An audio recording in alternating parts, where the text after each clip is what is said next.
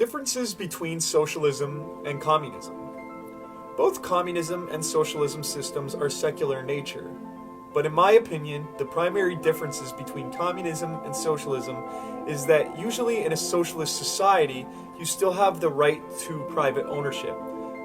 But the problem is that the nature of socialism is that it always leads to communism.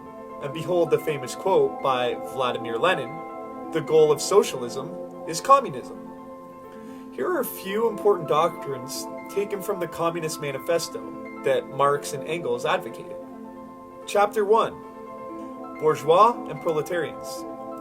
In depicting the most general phases of the development of the proletariat, we trace the more or less veiled civil war, raging with existing society, up to the point where the war breaks out into open revolution, and where the violent overthrow of the bourgeoisie lays the foundation for the sway of the proletariat.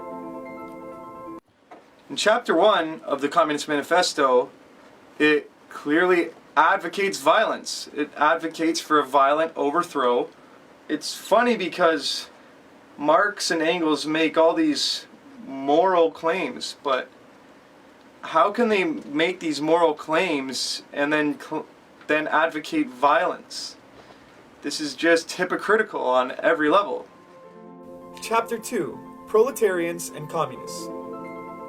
The distinguishing feature of communism is not that the abolition of property generally, but the abolition of bourgeois property. But modern bourgeois private property is the final and most complete expression of the system of producing and appropriating products that is based on class antagonisms, on the exploitation of the many by the few. In this sense, the theory of communists may be summed up in one single sentence: abolition of private property. In Chapter 2 of the Communist Manifesto, it clearly advocates against private property and individuals being able to have businesses and producing their own means. Say you wanted to have your own business, you could not do this because this is against communist ideology. Abolition of the family. Even the most radical flare up at this infamous proposal of the communists. In Chapter 2, the goals of communism are cited as 1. Abolition of property and land and application of all rents of land to public purposes. 2. A heavy progressive or graduated income tax. 3. Abolition of all right of inheritance. 4. Confiscation of the property of all emigrants and rebels. 5. Centralization of the credit in the hands of the state, by means of a national bank with state capital and an exclusive monopoly. 6. Centralization of the means of communication and transport in the hands of the state. 7. Extension of factories and instruments of production owned by the state. The bringing into cultivation of wastelands and the improvement of the soil generally in accordance with a common plan. 8. Equal liability of all to labor. Establishment of industrial armies, especially for agriculture. 9. Combination of agriculture with manufacturing industries. Gradual abolition of distinction between town and country by a more equable distribution of population over the country. 10. Free education for all children in public schools. Abolition of the children's factory labor in its present form. Combination of education with industrial production. Moving forward in Chapter 2 of the Communist Manifesto, Karl Marx clearly advocates against the family and says that this is an infamous proposal of the communists. This is communist ideology. I love my family. I'm sure you love your family. And I'm sure a lot of communists love their family. But they don't understand that this is communist ideology that advocates against the family because they think it's oppressive, which it's not. It's immoral to try to abolish the family. Now, I'm against abolition of children's factory labor. 100% I'm against slavery in all its forms. But to sit here and try to say that individuals are the cause of slavery and that the state could never perpetrate slavery is ridiculous, because we can go throughout history and show that the state has coercively been enslaving people for as long as time has been recorded. Ironically enough, communist China is the biggest perpetrator of slavery, factory slavery for that matter. So their reasoning for this just is non sequitur.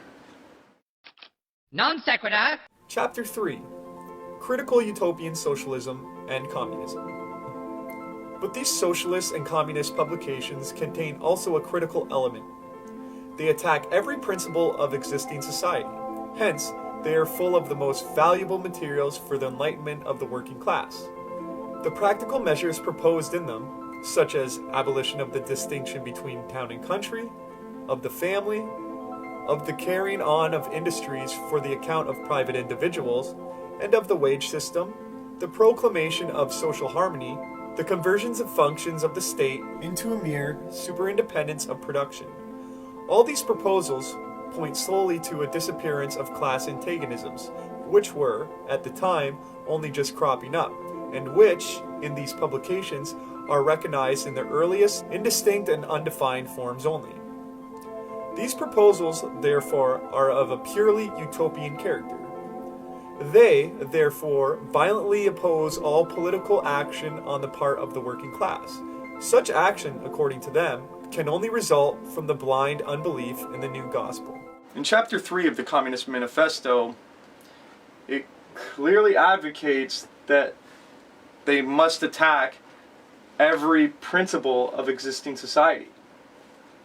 So when you see the professional protest movement hijacking every movement and protest there is, you cannot be surprised that they are not trying to organize and dictate these movements, because this is their ideology. It also advocates for the abolition of differentiating between town and country. And don't look any further than the United Nations that are trying to perpetrate this goal right now. Funny enough, Karl Marx indicates that these proposals are all purely of utopian character. And again, it's advocating abolition of the family. It's advocating against private property. Now finally, the last part that I highlighted out of this chapter is where Karl Marx summarizes saying that all communists therefore violently oppose all political action on the part of the working class. Chapter 4: Position of the communists in relation to the various existing opposition parties.